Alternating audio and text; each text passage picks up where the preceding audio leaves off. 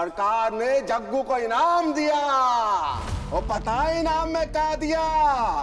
School का पैसा भरने का वादा किया।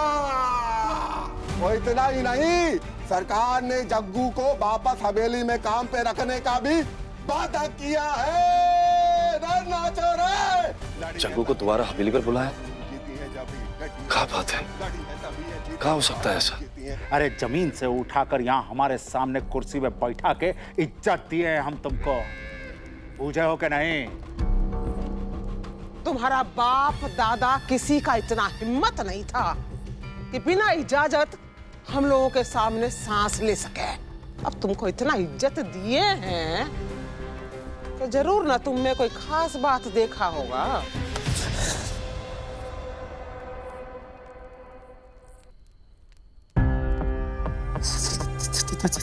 सरकार ई का भरोसा, ये हमारे भरोसे का हाथ है भल्लू। भरोसा कि तुम अब चित्ता बस्ती का मुखिया बनने के लायक हो गया हो। भरोसा ही कि अब तुम अपने बाप से ज्यादा वफादार और ज्यादा काबिल हो गए हो। लेकिन सरकार, दत्ता हमरे बाप। अरे सत्ता का रास्ता बलि मांगता है बल्लो। सम्राट अशोक भी अपने तलवार के धार से परिवार के सर को माटी में मड़ के सिंहासन पे चढ़ के सम्राट बने थे।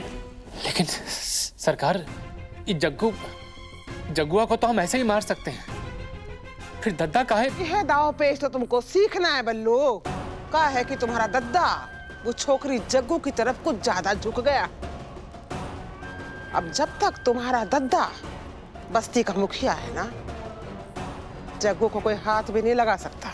और जब तक तेरा बाप दुर्जन जिंदा है ना रे, तू मुखिया की कुर्सी को हाथ नहीं लगा सकता। सरकार, माने एक तीर दो निशाना। हाँ,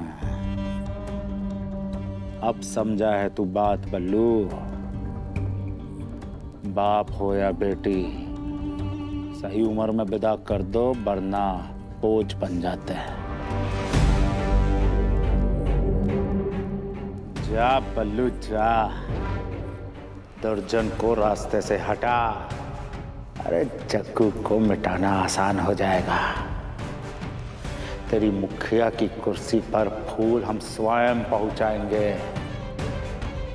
जा तू, जाके दो अर्थियों को दे कंधा।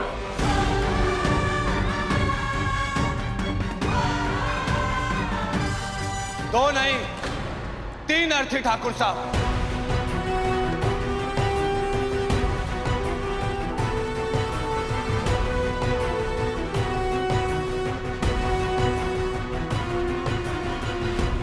ठाकुर साहब, अपने सबसे बड़े कांटे को आप भूलिए मत, क्योंकि जब तक वो कांटा हमारी जिंदगी में गड़ा हुआ है, तब तक हम में से कोई भी चैन से नहीं रह सकता। अब जब आप लोग प्लानिंग कर ही रहे हैं अपने रास्ते का कांटा हटाने की, तो हमारे रास्ते से भी हटा दीजिए। उस गीता को ऐसी प्लानिंग कीजिए ठाकुर साहब, ऐसी प्लानिंग कीजिए कि दोनों मां बेटी एक ही झटके में खत्म। मन मेरा रिठनी है, मन मेरा रिठनी है, मन मेरा रिठनी है बाबू, जो जीतने का सोची है। जीत का जश्न उन्हें मनाई है जो हिम्मत जुटा के लड़ी है। लड़ी है तभी ये जीती है बाबू, जीती है जब ही डटी है। लड़ी है तभी ये जीती है बाबू, जीती है जब ही डटी है। डटी है वो है हिम्मती बाबू। जग्गू, तुमने तो पूरी सिचुएशन को यहाँ अपने फेवर में ले लिया है। मैं तो बेवजह ही डर गई थी। सबूत इकट्ठा करते वक्त मुझे और भी केयरफुल रहना होगा। ये फोन रिकॉर्डिंग पकड़ी नहीं जाती तो आज सबूत मेरे हाथ होता, लेकिन इसके पकड़े जाने से अमोल के दिमाग में पक्का डाउट्स आ गए होंगे। मुझे हर कदम फूक फूक के चलने की जरूरत है। मम्मा मम्मा मम्मा, सुना आपने क्या हुआ? क्या हुआ शोना? मम्मा, वो जो आकाश है ना, उसने अपना घर छोड़ दिया। यस मम्मा, वो कितना स्टूपिड है ना, वो बस्ती में जाकर शिफ्ट हो गया, वो भी उस चित्ता गर्ल के साथ। जग्गू। अच्छा, ये सब तुमको किसने बताया सोना? सूरज ने मम्मा, और सूरज ने मुझे ये भी बताया कि उसके पापा अब जग्गू को छोड़ेंगे नहीं, क्योंकि वो बहुत गुस्से में है।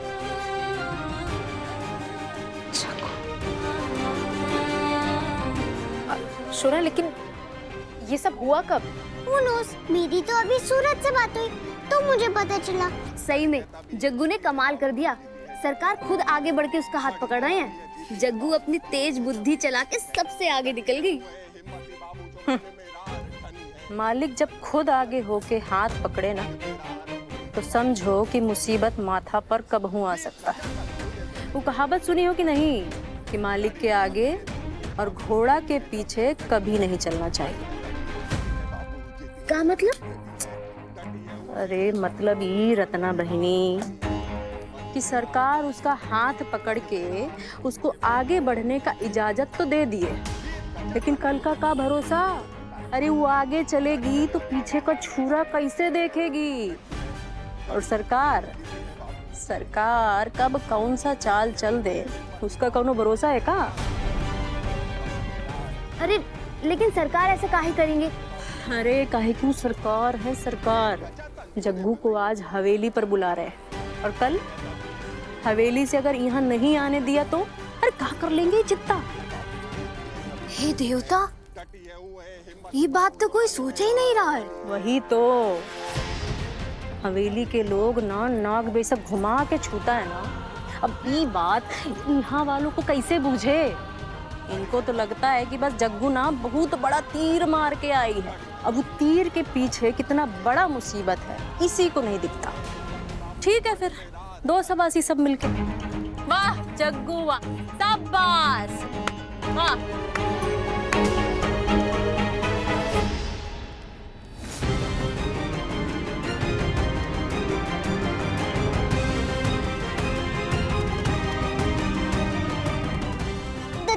हमको जल्दी से नीचे उतारिए दादा। अच्छा अच्छा।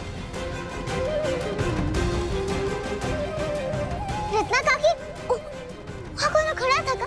आपने देखा था? कहाँ? कौन? यहाँ तो कोई नहीं खड़ा है, सब तो यहीं खड़े हैं। क्या हुआ? जाना नाच।